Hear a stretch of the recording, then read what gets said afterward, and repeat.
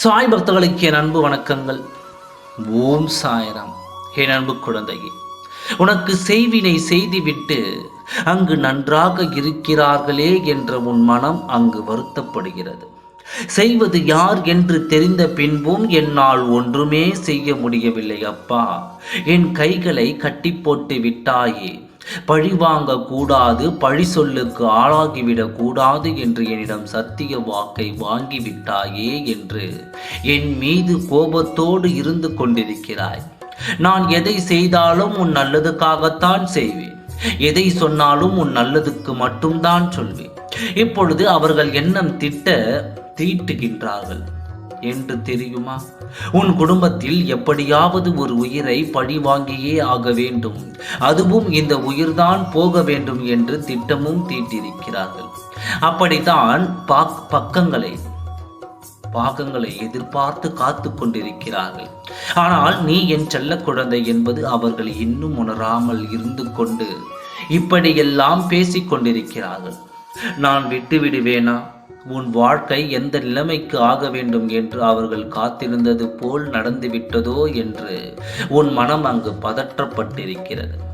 என் குழந்தைகளின் வாழ்க்கையில் இப்பொழுது எல்லாம் எதிர்மறையாக இருந்ததால் அவர்கள் செய்தது பலித்து விட்டதோ என்று தவறான கணக்கை போட்டு கொண்டிருக்கிறார்கள்.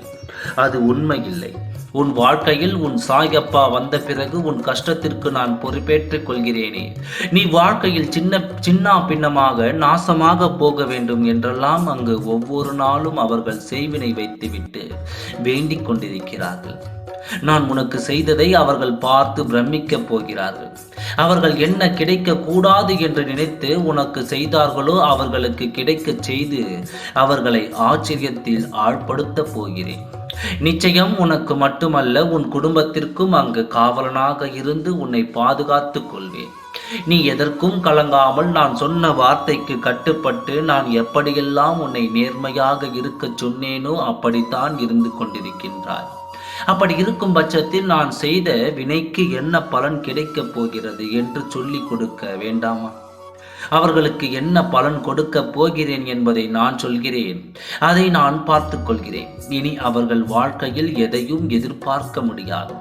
அவர்களது வாழ்க்கையில் இனி நான் விளையாடப் போகிறேன். உனக்கு செய்ததை திரும்ப நான் அவர்களுக்கு செய்யும் காரியம் வந்துவிட்டது. நேர்மையாக இருக்கும் என் பிள்ளைகளுக்கு அவர்கள் எப்படி இந்த கால சூழ்நிலையை உருவாக்கி கொடுக்கலாம்? இந்த சாயப்பா இருக்கும் பொழுது நீ எதற்கும் பயப்படாதே. எல்லோரது வாழ்க்கையிலும் ஏதோ ஒரு மாற்றம் வந்தால்தானே வழி பிறக்கும். அந்த வழியை இப்பொழுது நான் உருவாக்குகின்றேன். நீ எதற்கும் கலங்காதே. நம்பிக்கையோடு இரு, நல்லதே நடக்கும். ஓம் சாய்ராம். நன்றி, வணக்கம்.